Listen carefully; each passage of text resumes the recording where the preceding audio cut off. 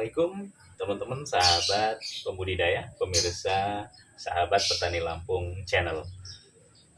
Menanam dengan sistem trellis itu adalah sebuah istilah yang tidak asing untuk pembudidaya anggur.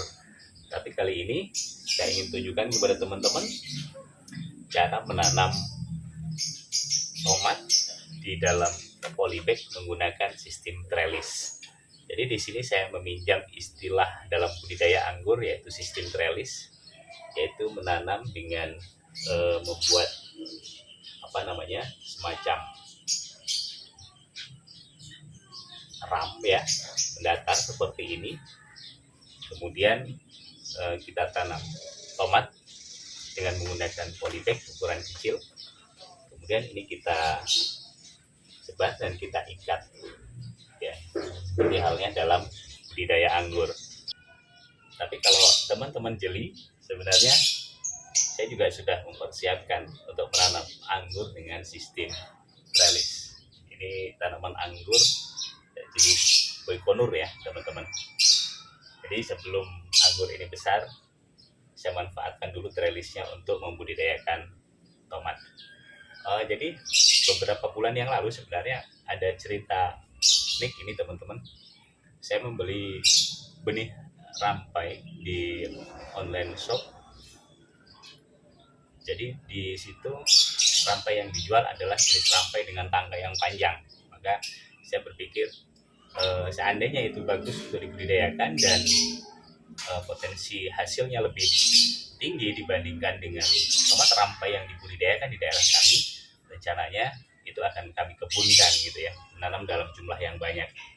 Tapi ternyata setelah saya semai dan saya tanam, berbuahnya seperti ini. Dan ternyata ini bukan rampai ini, tapi melainkan ini adalah jenis tomat yang kalau saya amati ini semacam tomat Timothy ya teman-teman. Tapi tidak apa, karena memang sudah kami tanam maka kami rawat, dan seperti inilah hasilnya. Jadi ini kalau kita lihat lebih dekat ya teman-teman, ini adalah polybag. Kalau orang tanya berapa ukurannya, mungkin saya kurang begitu paham, tapi kalau tingginya ya sekitar 20 cm mungkin ya. Kemudian lebarnya ya segini lah, kurang lebih 1 jengkal. Kalau untuk berapa liternya saya kurang paham. Dan ternyata dengan menggunakan polybag sekecil ini, pertumbuhan tomat bisa dibilang normal, bagus, dan buahnya juga lebat teman-teman. Nah ini ya. Nah ini, buahnya besar kok, ya. Walaupun kita budidayakan dengan menggunakan media tanamnya hanya menggunakan di dalam polybag seperti ini.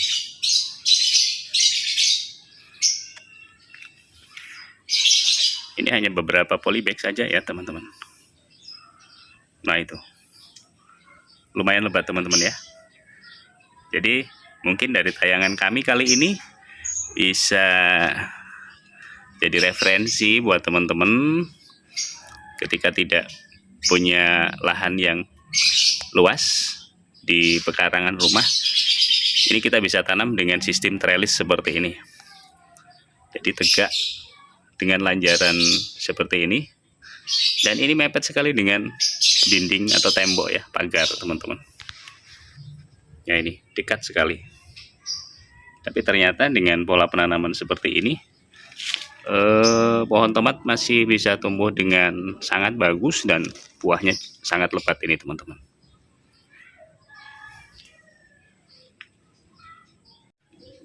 Nah jadi walaupun ada sedikit kekecewaan ya, karena yang kita beli adalah benih rampai, tapi ternyata ketika kita tanam ternyata ini adalah jenis tomat. Ya mungkin sekedar masukan saja untuk teman-teman yang berjualan secara online, khususnya untuk benih tanaman. Kita berharap semoga lebih amanah ya, artinya benih apa yang dijual sesuai dengan deskripsi yang ditampilkan dan gambar yang ditampilkan di situ. Diharapkan benih itu sama gitu ya, sehingga kita sebagai pembeli tidak kecewa. Tapi tak apa ya, karena ini sudah kita budidayakan, kita tanam, ya kita rawat. Nah, termasuk buah tomat ini ya teman-teman, yang saya tanam di pot. Ini masih satu jenis dengan tomat yang tadi ya kita tanam di polybag.